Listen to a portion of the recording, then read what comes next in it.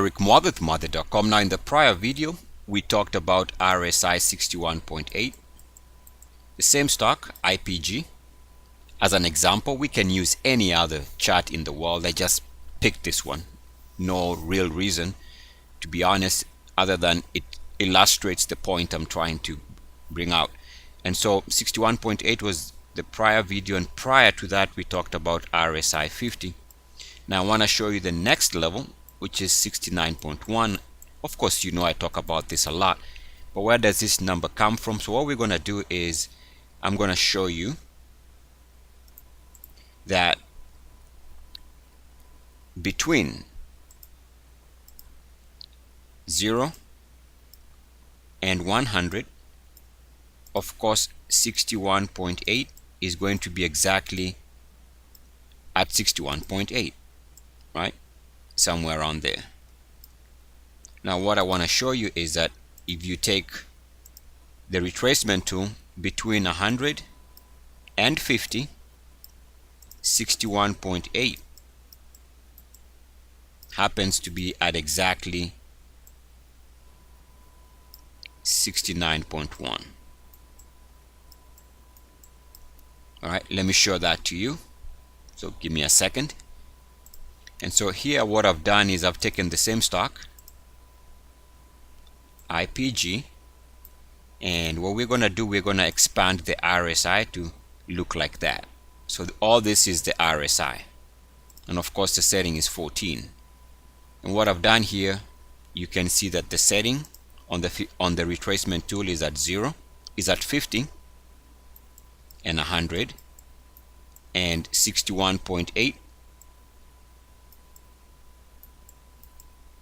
61.8 happens to be at exactly 69.1. Now, what I've done here is the tool is showing from 0 or 50 to 100. All right. Now we know that the opposite of 38.2 is 61.8.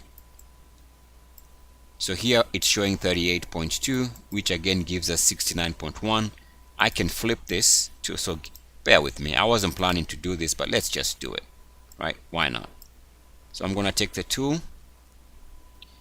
Since we want to get the precise number, I'm going to have to make sure it's sitting at 100 at the top, and here should, there you go. So you got 100, and at 50, and you can see that 61.8 happens to be at exactly 69.1. So I hope you can see that. If not, you might want to look at this video on your desktop, if possible, with the full screen. Take a look at the full screen option to see whether you can see those values clearly. If they're not clear, I think they should be, but you can see there at 61.8, between 50 and 100, the value is exactly 69.1. That is where I get that number that I talk about a lot.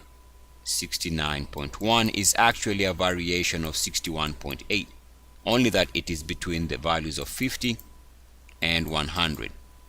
And of course 61.8 between 50 and 0 happens to be at the other opposite end of this scale, which is 30.9. 30.9 is just the exact opposite of 69.1. 69.1 plus 30.9, you get 100. So that's how the math plays out. All right, good. So let's go back to the chart.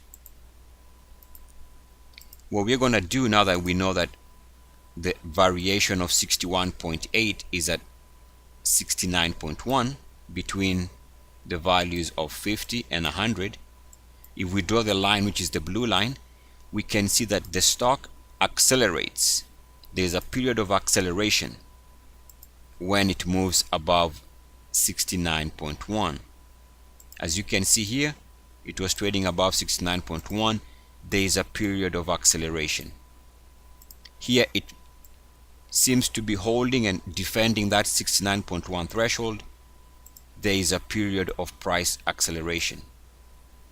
We can see a period here where it was mostly doing its best to stay above 69.1, and that again corresponds to this period of acceleration.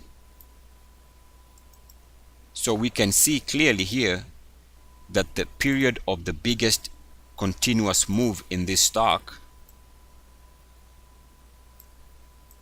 quite frankly, came while it was trading above 69.1, and that's what I want you to take away from this video. That the takeaway here is when stocks are trading above 69.1, there seems to be something magical that takes place. You see here, the longer it stays above 69.1, the more you have a chance of an explosive expansion in prices, which is exactly what we are looking for.